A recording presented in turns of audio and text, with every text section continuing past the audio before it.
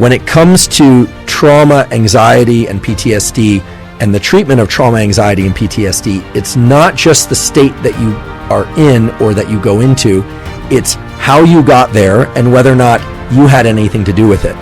And this brings us right back to those top-down mechanisms and the narrative around what we are experiencing internally. So let's zoom out and I'll explain how this works and what to do about it. We have this brain structure called the insula. We talked about the insula a few minutes ago. The insula is calibrating how we feel internally versus what's going on externally. It's involved in setting whether or not what we are feeling is appropriate given what's happening. We have a system that can generate threat responses, and in the case of trauma, PTSD, and extreme stress, chronic stress, that system gets ramped up so that it takes very little, maybe even just a memory or maybe even an association that we're not even aware of, a location triggers something, we're not even aware of it, and we start experiencing that symptomology. How do we recalibrate the system? Well, most of the approaches that are out there involving drug treatments, typical drug treatments, would involve suppressing the level of internal arousal, just trying to bring that down. Now, some of those drug treatments work, but oftentimes they don't. And if you think about it, it's probably not surprising that they don't, because by taking a drug that just lowers your anxiety overall, you're creating a different sort of miscalibration of the system. So what we've been doing in human subjects is having them do either breathing protocols that calm them, and I'll explain what that is in a moment, or doing breathing protocols that increase their level of autonomic arousal and seeing how that impacts their response to stress overall, not just during that particular breathing protocol.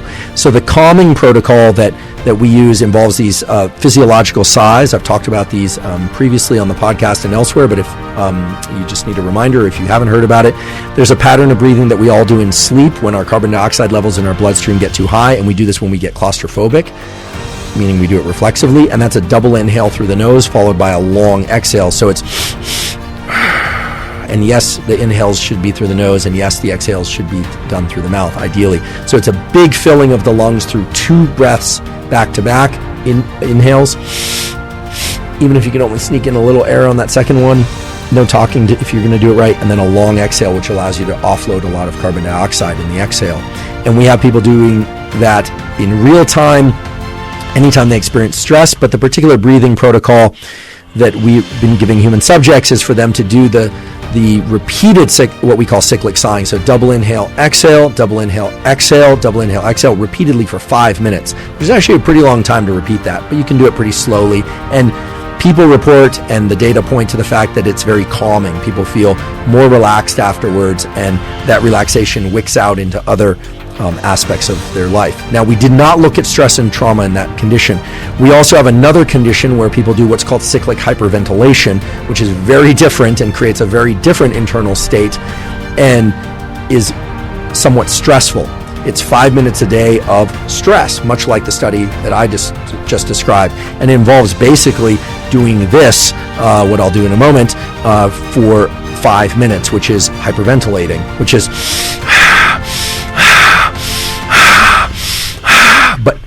not continuously for the 5 minutes, because many people would pass out or feel extremely uncomfortable. It involves inhale, exhale, very deep, inhale through the nose, exhale through the mouth, and then every 25 or 30 breaths or so doing a full exhale and holding one's breath, lungs empty, for about 25, maybe 30, maybe even 60 seconds, and then continuing until 5 minutes is up. Subjects report, and our data indicate that people feel a heightened level of autonomic arousal. In fact, I can feel it right now, even from that very brief cyclic hyperventilation bout I just did. You feel it heating up. You feel some people will perspire, some people get wide-eyed, some people feel agitated. That's adrenaline being released into your system. Now, I'm not suggesting everyone run out and do this, and if you have a predisposition to panic attack or anxiety attacks, please don't do this, because it is very stimulating and can trigger those sorts of attacks. But this 5 minute a day protocol of cyclic hyperventilation does lead to big increases in autonomic arousal, so it's stressful in air quotes. But to bring us back to my colleague David Spiegel's quote, it really was him that said it, not me. It's not just about the state that you're in, it's about the state that you're in plus how you got there and whether or not you directed entry into that state.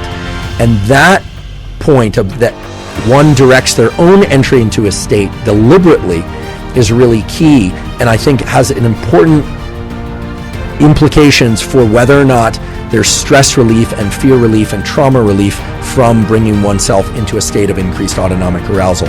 Why?